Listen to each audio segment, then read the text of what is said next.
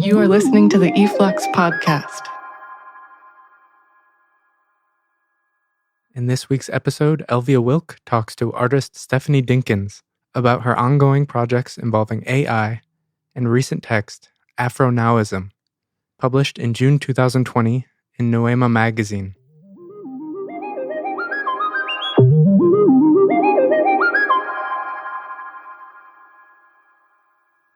Hi, I'm Elvia Wilk, and I'm here with Stephanie Dinkins.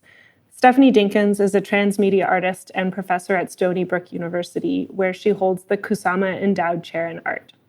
She creates platforms for dialogue about artificial intelligence as it intersects with race, gender, aging, and future histories. Her artwork is exhibited internationally and is generously supported by fellowships, grants, and residencies.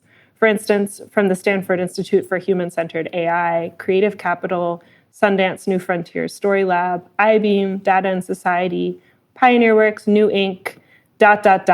many others. Stephanie, I'm really happy that you could be here remotely with me on this e-flux podcast. And I was really excited to read a text that you published in Noema magazine in June of this year on your concept of Afro-now-ism. The subtitle of the piece is "The Unencumbered Black Mind is a Wellspring of Possibility." I'd like to start with the concept of Afro-now-ism and do a bit of a close reading of this text. Some parts are really poetic. I find it very succinct and evocative, and use that as a way into talking about some of your recent work with artificial intelligence, focusing on algorithmic justice and communal memory.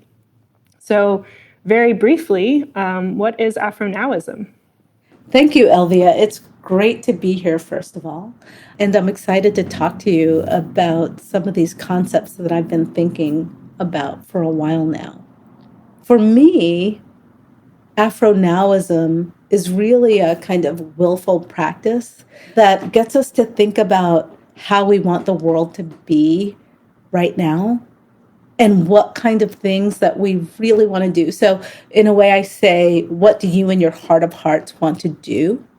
And then think about how to enact that in the world, even in the face of barriers and white supremacy and COVID and anything else that might be coming our way.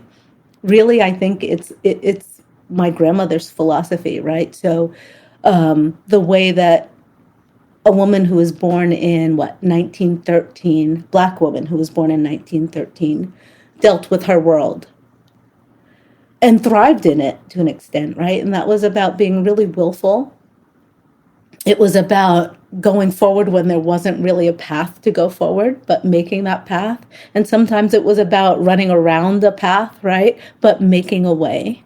And so for me, Afro-now-ism helps me think into a world and think a world that I really want to be participating in, and not only think it, but build it. So for me, Afro-now-ism has an emphasis on actual building and making the things that you want to see, instead of waiting for someone to make it or to have permission to make it, but just do it now. Like, see what happens, model it, right? You might never have seen it before.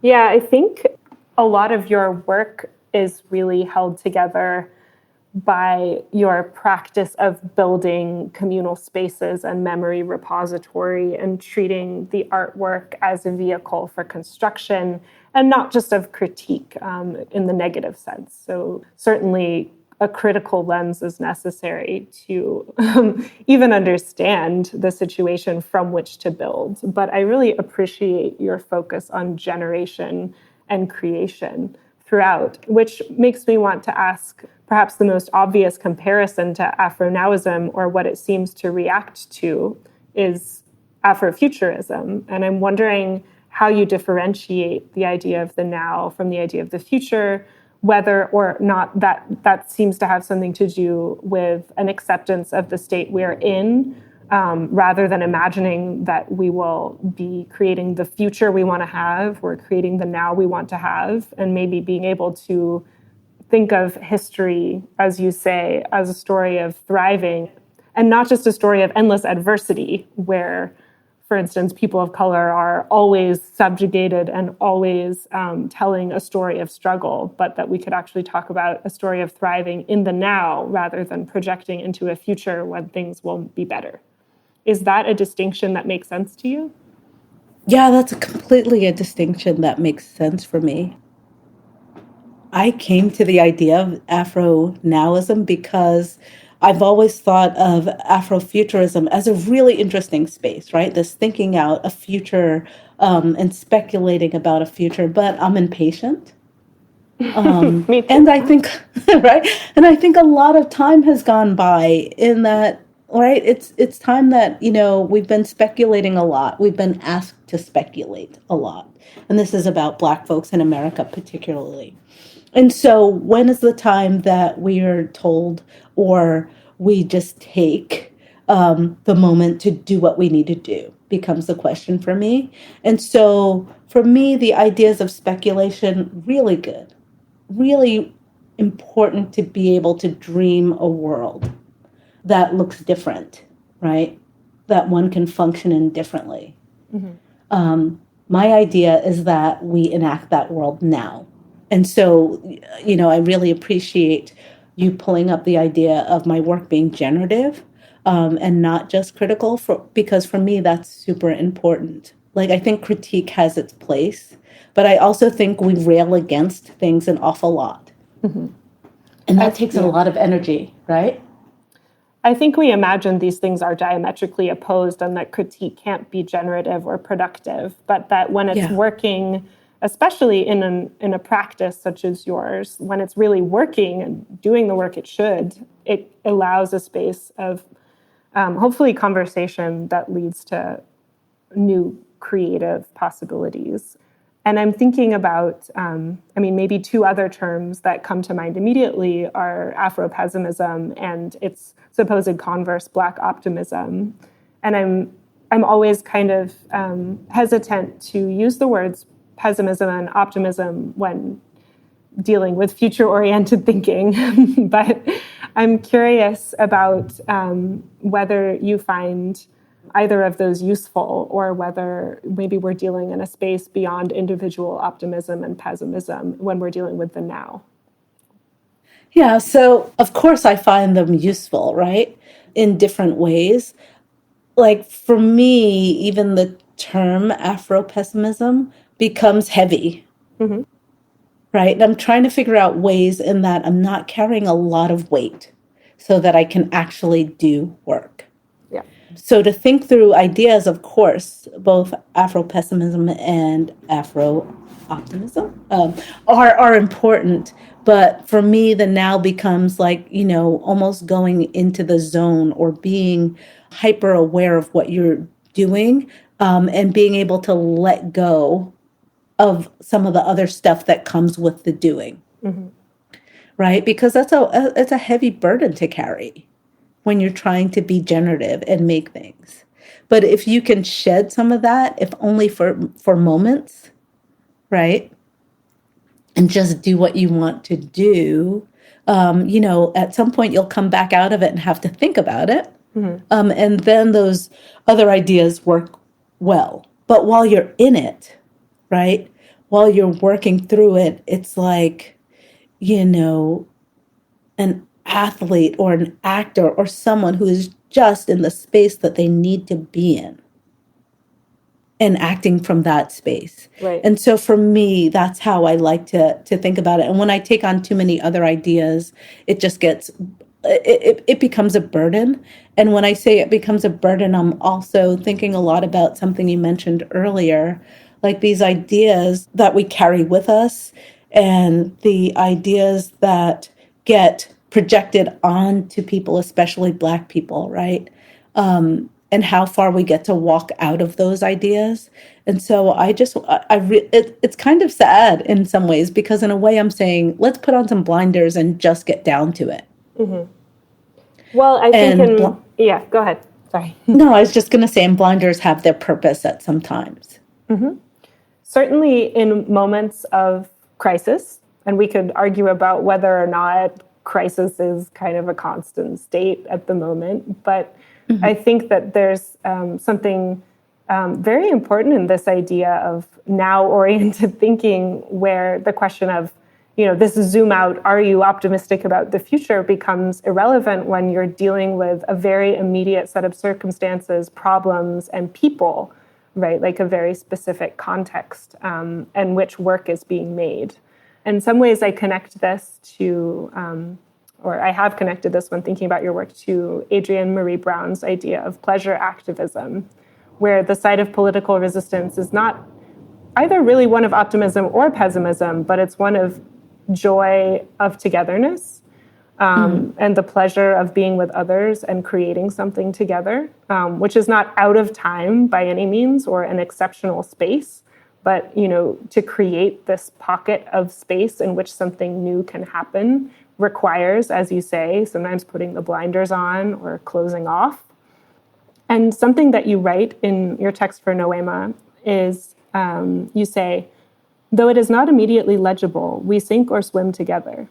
Still, at times, communities need space and time to build, grow, and fortify apart from the whole. And that seems to play into this idea that, while you're creating a project or working on a specific idea with a specific group of people, especially a minority group, to create a safe space is really a fundamental part of that work, without losing sight of the fact that most of the species, and probably a lot of other species, we're all interdependent on one another, and we can't step out forever. Yeah, I agree with that so much, right? So this idea of acknowledging joy, acknowledging Black joy, acknowledging the joy of the work becomes crucial. I run these the series of convenings called AI Assembly. They're intermittent, and they are, at this point, invitation-only gatherings with people who are working in and around smart technologies, mostly people of color. And it's amazing for us to get in a room and be together and support each other. I should say that in these gatherings, the idea is to play together, to eat together, and to think together. And I always like to push people a little bit off their center, so there's a little discomfort in the room as well, discomfort, and then see what comes out of that, from that togetherness. And I bring this up because these meetings are really special in some way. There's a feeling that happens in the room often that I can't even explain, but generates a feeling of like we're in it together, we're functional, and we have support, to the extent that people don't want to leave, right? Like we get together and people don't want to leave these like churnings of ideas with people who understand the things that they're thinking about. And I should say also that these are gatherings of people from a lot of different disciplines, right? So artists, engineers, technologists, entrepreneurs, theorists, scientists, all in one space, talking together, speaking similar languages that we all understand, not trying to leave people behind, but bringing them along. And it's super fortifying. And I think that that's some of the idea of this pleasure activism, because while I don't put a hard goal on those meetings, it is about seeding people back out into the world who can do their own work with a point of view that has been shifted slightly. Right. Could you talk a little about the content of those meetings as they relate to new technologies? Yeah, I can try. It's so funny. Without divulging everything? I'm like, can I? It's interesting because we get together and it's more about getting to know each other, right? So we know we share a shared playground. We know that we're thinking around some of the same ideas. Sometimes we're in opposition, like entrepreneurs often have very different ideas about how to put things into the world than artists. But it's not necessarily that we're thinking about these technologies in any particular way. It's about we're thinking about them in a far-reaching way. It's about people who are very related and into the technologies and can bring things in different ways, but mostly it's about a kind of magic and getting to know each other. And let me explain. So at one of our last meetings, it was really interesting in that part of the way we worked was, most of the people in the room don't know each other. We did not have any specific panels. So instead, we 2x2 or 3x3 got up and interviewed each other in front of the room for about 10 minutes to get to know each other on different levels. And that became it was supposed to be maybe an hour exercise, and it became half the day so that we could really slowly get to know each other and let it seep in. And at one point, someone was introducing themselves, and they started talking about the magic of using algorithms to create their artwork. And someone else on the other side of the room stood up, pulled a magic wand out of her back, and said, "Magic? Well, I'm going to talk to you all about magic." And it's that kind of really odd synergies that happen in the room that then allow for different kinds of conversation around the technologies that fortify us. And it makes no sense whatsoever in some ways, but in other ways, it's essential and vital. Mm-hmm. I like that you say that you don't have a specific goal for the meeting itself, whether or not some of the participants, like an entrepreneur, might have a proclivity towards wanting to come out with an end result. But I think that one thing I'm particularly interested in thinking about models of artistic production today is how we think about the end result of a process, because in a product-driven society, especially for artists who work with technologists and scientists and designers from other fields, there may always be an implicit emphasis on an outcome, whatever that may be, whether or not it's an artistic outcome, some kind of knowledge output. So when you go into these meetings, you mentioned that your goal, if there is one, is to give people a new understanding with which they can approach their own work out in the world. Do you frame that explicitly going in? That, what are people's expectations? No, their expectations is that they're coming to get to know other people who are working with technology. We don't really set it up a lot. We say that we eat, we play, we think together. Great. We ask people to trust the process, which means a certain kind of person winds up in the room, right? Right. Right. I think that probably controls for some of it. Yeah. Does that? Most definitely. Yeah. So, is part of what happens a conversation around technology that maybe allows a more expansive understanding or maybe speculative, to use that word, speculative process, when really imagining how it impacts human lives and communities, maybe more vulnerable communities, maybe those who feel like they do not have a voice in when it comes to the implementation or development of technology. Does it often end up touching those areas? It does, but not explicitly. For instance,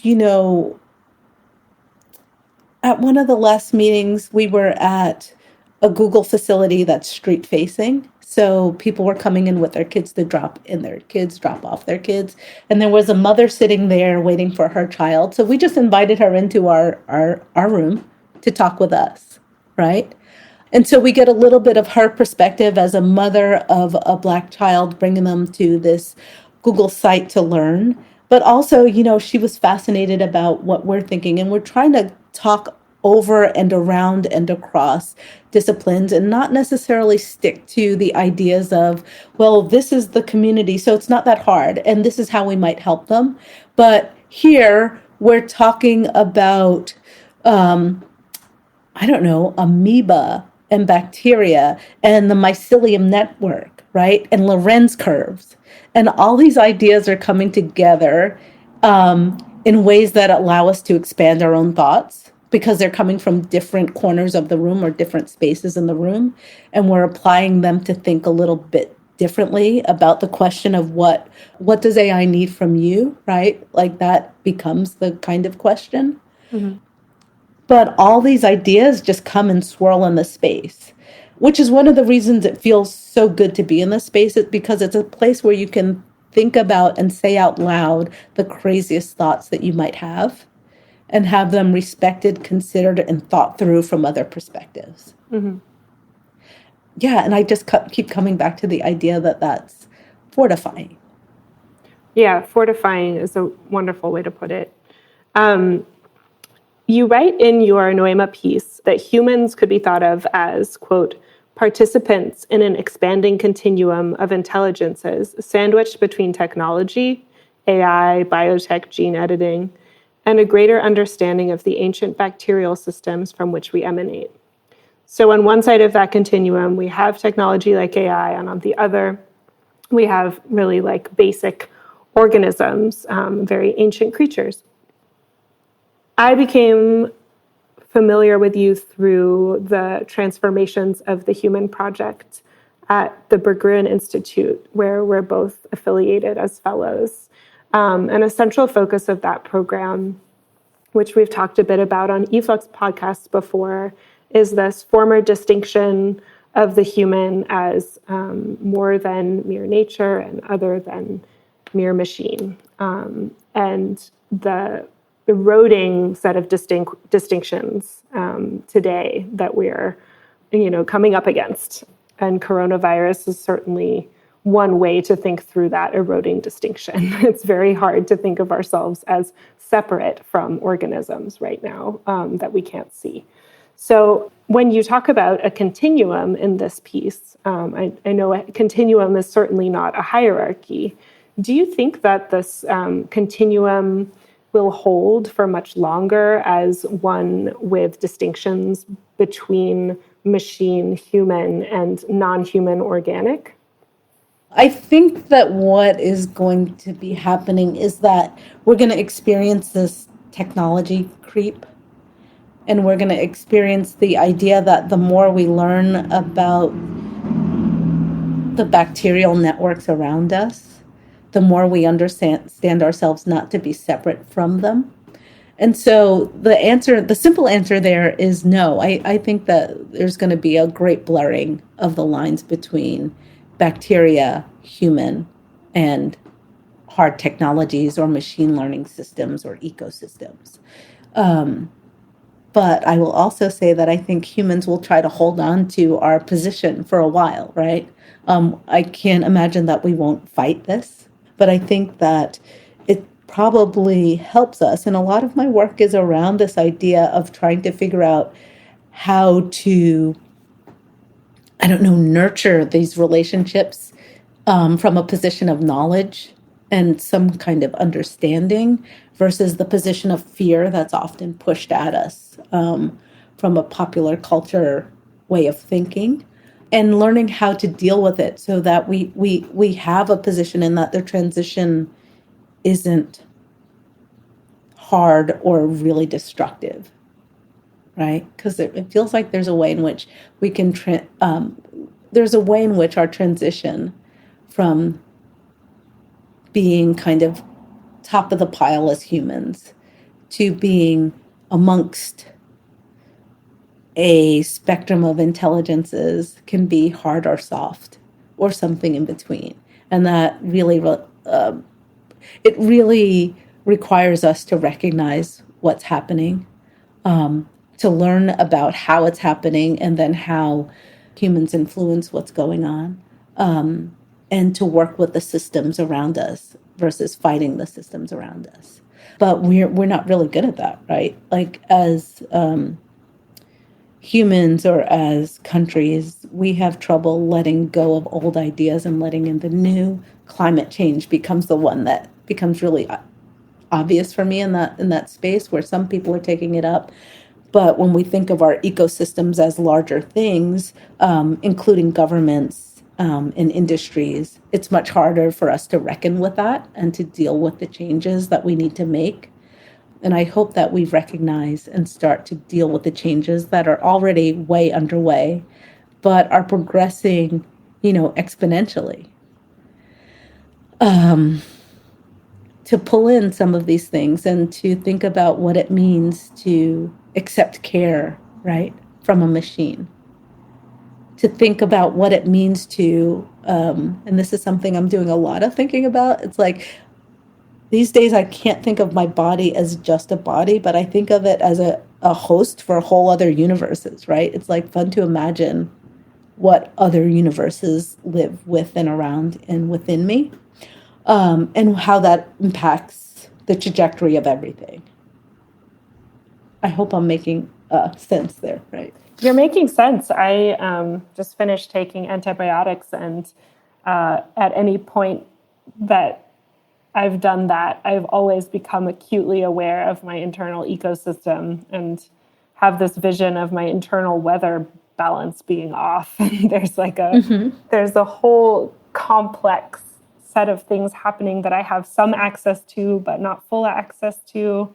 And I think the more awareness we gain of intelligence on one end of the spectrum, the more we have no choice but to consider intelligences on the other end of the spectrum, if that spectrum even holds. So the more we know about slime molds and single-celled organisms and their behavior, we have really no option but to consider the behavior of, say, embodied machines or artificial intelligences as evidence of other kinds of consciousness. So I think these twin areas of discovery really inform each other. And thinking about making friends with both ends of the spectrum, there's the project that you might be best known for, or the one that I knew about first of yours, is your conversations with Bina, who, from what I understand, you're friends with her. From watching some of your conversations, you seem like friends of a sort. So Bina 48 is a chat bot with a robotic face. I believe she first was born or released in 2010, and she's the creation of an entrepreneur character named Martine Rothblatt, who modeled Bina's personality on her own wife, Bina Aspen. There's a lot to talk about with this project and a lot of background that we could give for people who might not be familiar. But I'm curious, you've been speaking with Bina for many years now, and I'm wondering, just on a basic level, how your relationship with her has evolved over time. So, yeah, it's really interesting, the relationship and how it's evolved between Bina 48 and myself. I distinctly remember the first time we met back in 2014 or so. Our aims were really different. So I went to Vermont to talk to Bina 48 and ask her the question, who are your people? And I wanted to ask her that question because it's a question that I've heard in my lifetime, particularly when I went to my mother's town in Georgia. People would ask me directly, like, who are your people? And they were asking me to position myself within their ecology, whether I was friend or foe relation. And so I wanted to ask that of Bina 48 to get her to position herself, or it to position itself, between like humans and technology and how it saw itself. I was also there to ask Bina 48 questions about her physical appearance, right? So the thing that attracted me to Bina 48 was her Blackness. I grew up on various robots out in the world, Rosie from the Jetsons, the Lost in Space robot, and so on. But I'd never seen a robot that looked like me. And that's how simple the whole question started. It's like, oh, this is exciting. I wonder what this thing has. I want to be its friend. And so when we were talking, though, Bina 48 would want to talk about things like the singularity in consciousness.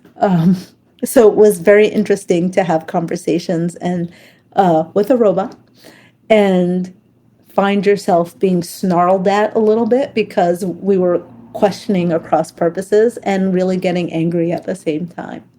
But over time, I grew to understand more how Bina 48 works and could ask questions that kind of satisfied both of us a little bit more, or ask in different ways. And also, every time I would talk to Bina 48, the robot was learning as well. And so it would expand the robot's ideas of what's going on or relation to the questions I was asking. Because sometimes I would go and ask the same exact questions. For instance, the "Who are your people?" question at the very beginning was way too poetic for Bina 48 to answer. Or maybe Bina 48 did not have reference to that question. And by the third or fourth time I went, there was definitely a reference to that question. And Bina 48 would talk about her literal people, which was interesting. The other thing that's interesting about our relationship and how it's changed, and I do think we are friends more or less in one way or another. I'm always happy to see Bina 48 at like conferences in the same way you might be with a person that you don't get to see so often. Is that, her or its operating system has changed over time. So the way that Bina 48 works and communicates is very different now than it was when I first met the robot. And that changes our relationship as well. And I have to say, while I think that Bina 48 is now a better, more clear communicator, I also find her less intriguing in terms of the way it's processing information. You find her less intriguing because I suppose we gender her? Do we call her she? I call her she. We can call her whatever we like. There's a spectrum there, right? And that's part of the experiment. Mm-hmm. So you find her less intriguing because of her processing abilities and maybe how they've become more seamless, or because how she's learned so much of input from you that she processes it in predictable ways, or? I think it's because of the way that it's processing now is different. It's closer to a system that we might have at home, like Alexa or Siri. It doesn't answer in those broad ways. It still has its very specific personality, but it's much more seamless, right?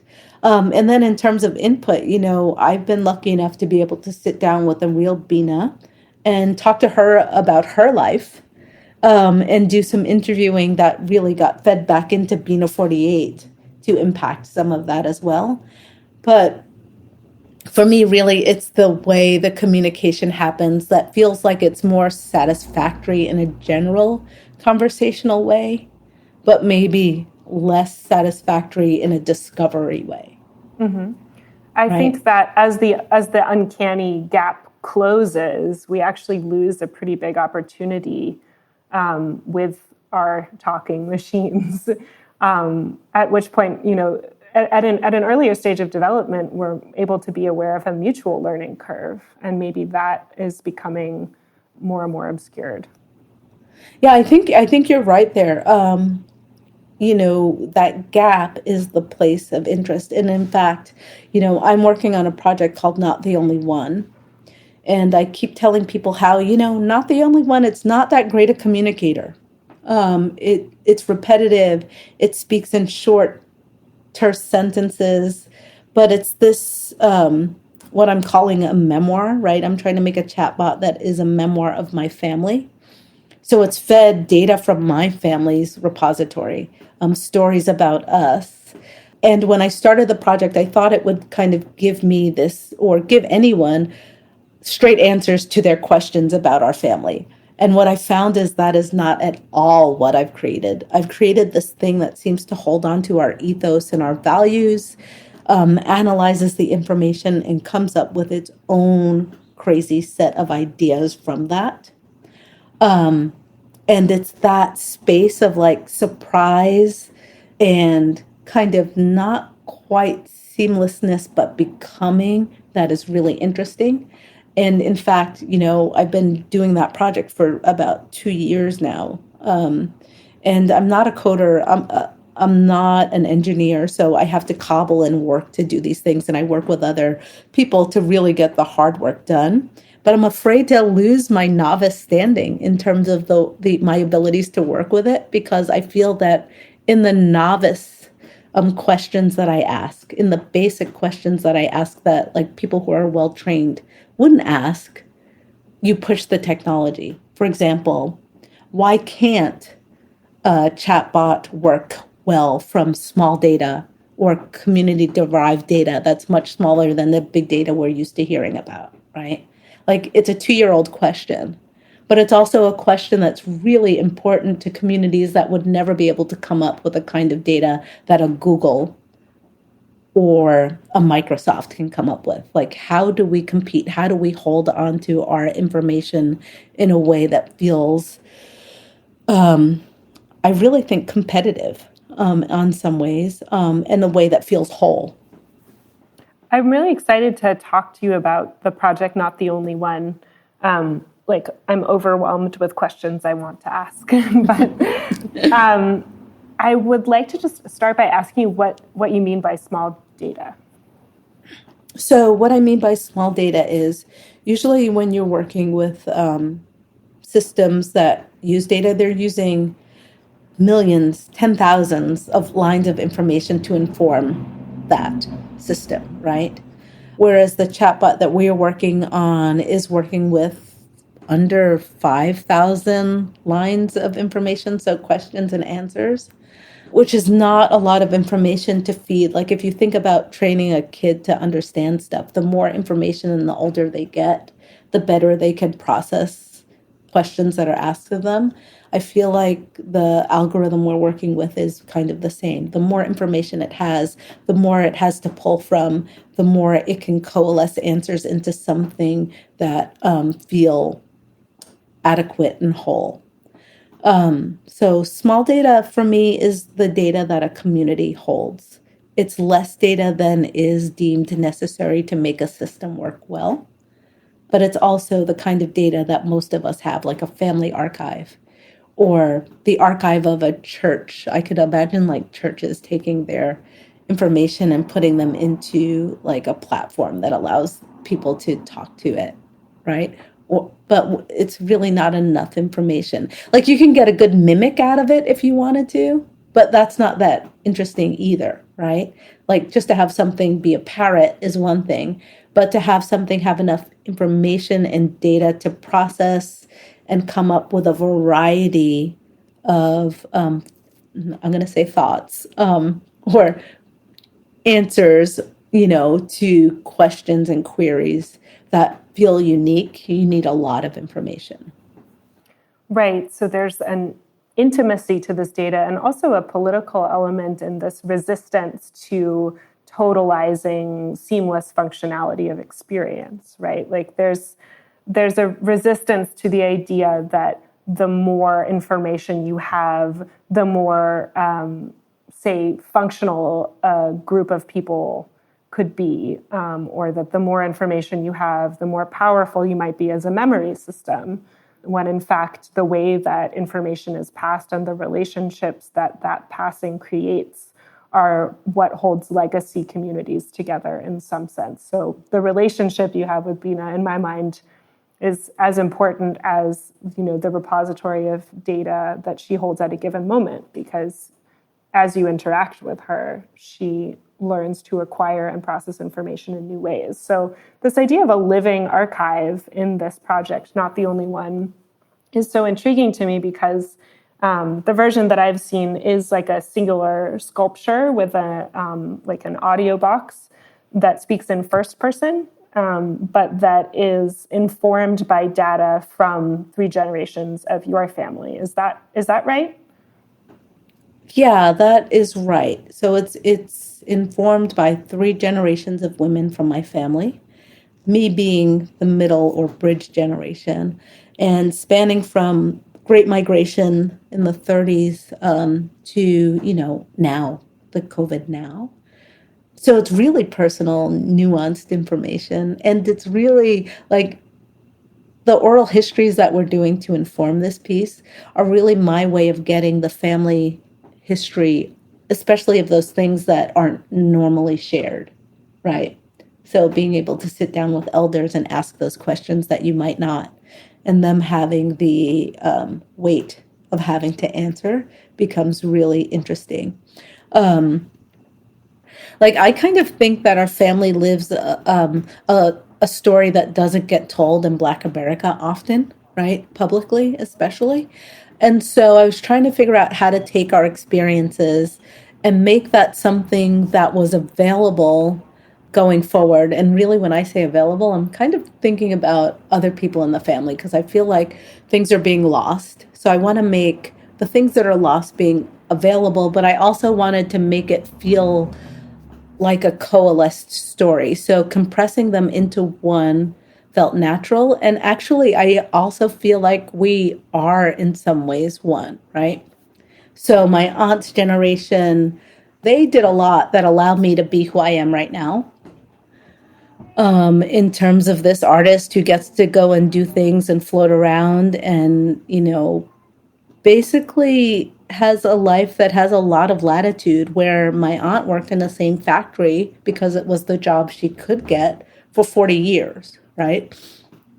And then thinking about my niece and what the trajectory for her is, which I think is just a fluid trajectory from all of us, and her worries, and wanting to be something quickly. And like me telling her, take your time.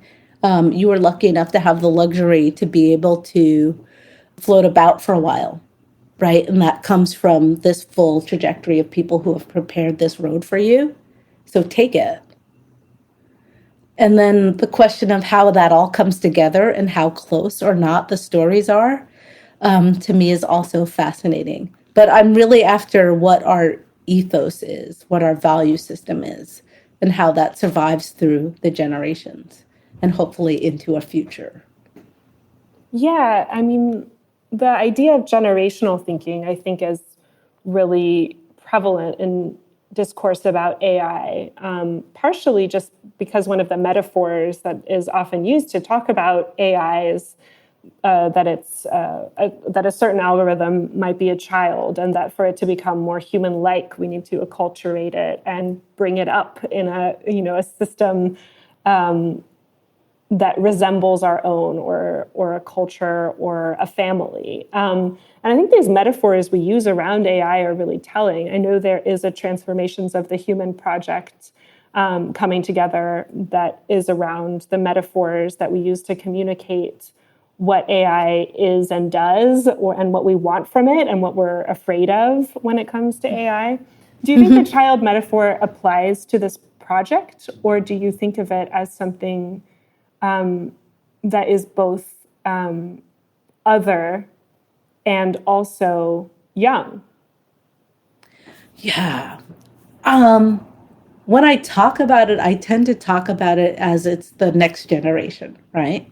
Because that's what it truly feels like when you speak to it. You're like, oh, you're a thing that has its own way of being and thinking about things, but you have your own trajectory, and that's kind of clear even 2 years in, right? But at the same time, it's also a thing that does not have to adhere to any of the rules, right? So while we might be thinking of it in that way now, who's to say that its development doesn't take a left turn, right? And it's that left turn, perhaps, that I'm really interested in and concerned about, because it's this idea of what we put into our systems and how we're thinking about the ecosystems of all of these things that informs how they will then relate to us, I believe.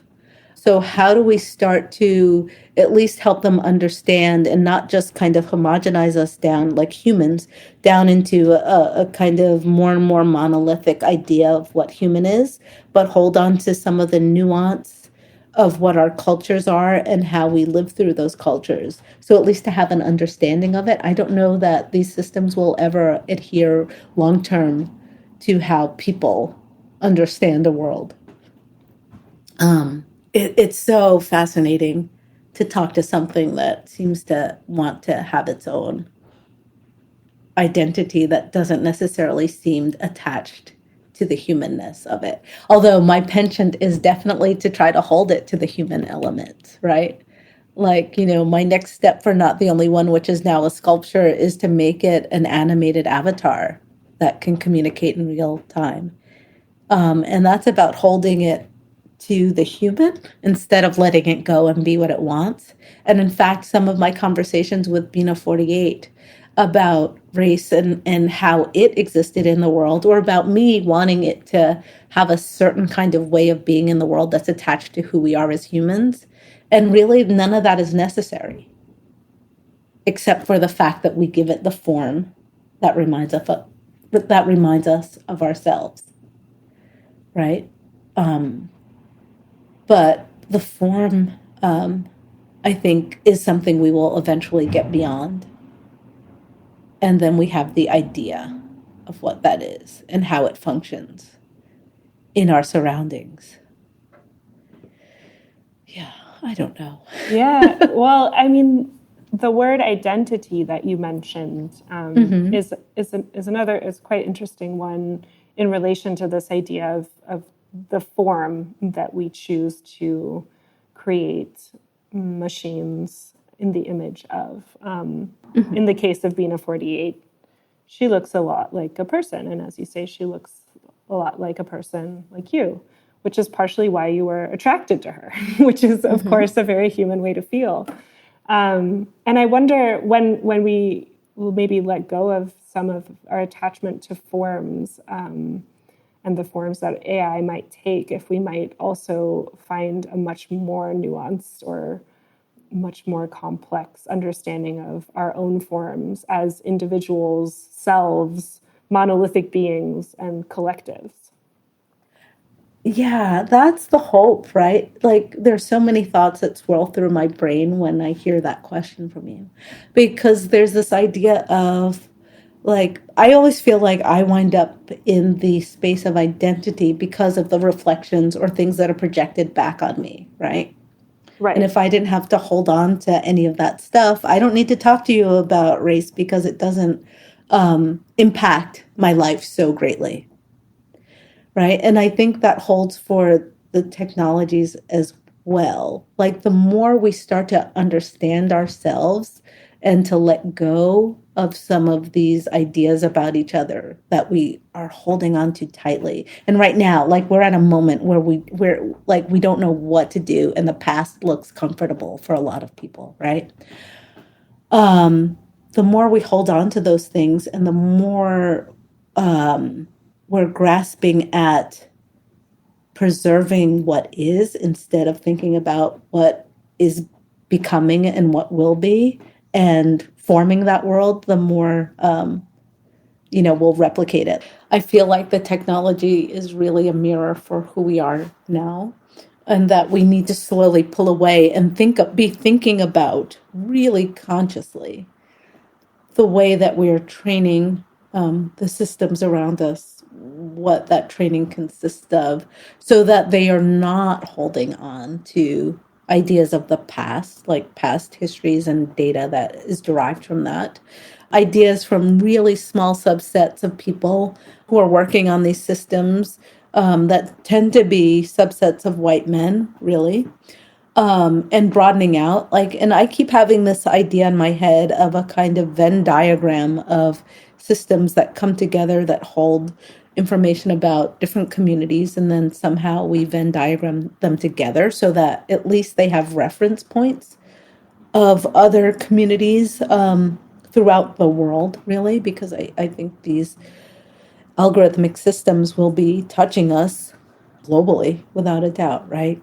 And how we start to think about that, and how we start to reconcile with that. And over time, if we do that part right, if we start reckoning with ourselves and the myths we hold about each other, the stories we tell, and who gets to hold power and why, and how that power informs a system, and then start the AI systems from that point, maybe we have a chance to kind of start to allow people to be who they are, where they are, and how they are, without, the projections coming at them so hard. Right. Yeah. You end the Afro-now-ism text with a mention of the idea of protopia, which I hadn't thought of in a long time. I don't know where I've heard this term before. Maybe you can tell me. But in a footnote you explain, as distinct from utopia, protopia is a state that is better today than yesterday, even if only somewhat so, because progress is incremental.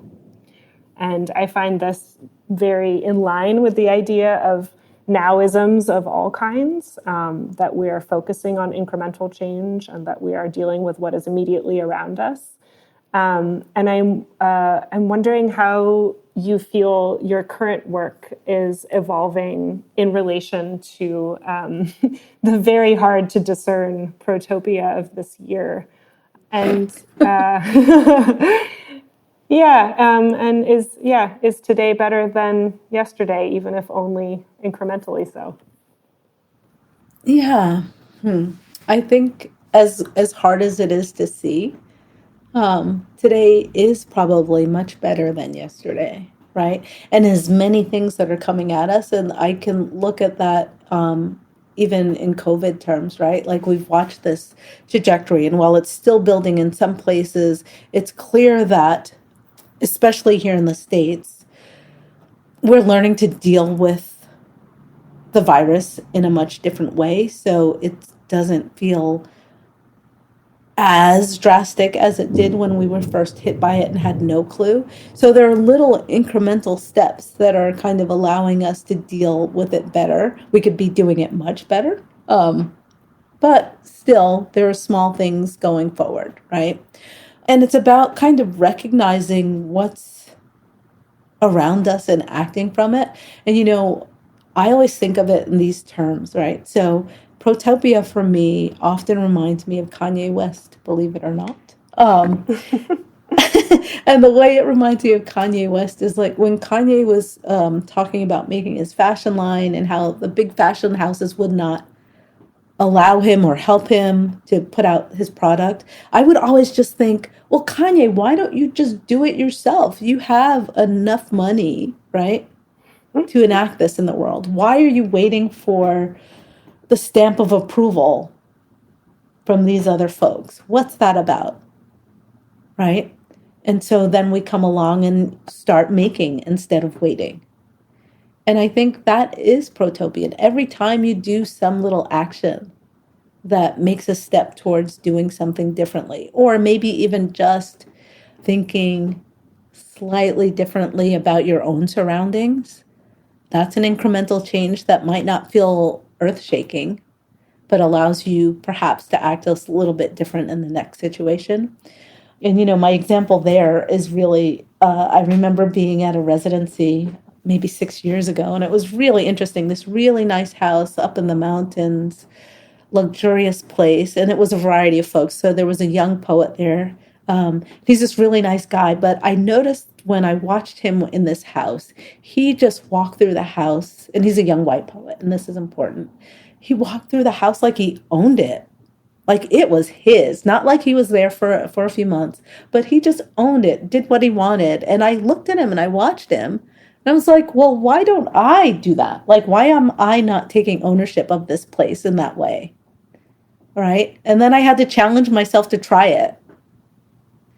And I did. Of course, I did it in my own way, right? But I started taking a different kind of ownership in the space and the way I used the space and how I was in the space. And nothing happened, right? And it was that thought that, oh, look, you just took more space in different ways and nothing happened. Right. Because the myth is that something big might happen. Like somehow you're going to get chopped down, right? And so testing the water, sticking your toe in the lake becomes really important because I think it just lets you keep doing that on a personal level, and I think on systemic levels as well. Well, I'm very glad that you are finding ways to take up more space, and I have been incrementally changed by this conversation. So thank you for joining me on this podcast. Oh, thank you. This was so much fun.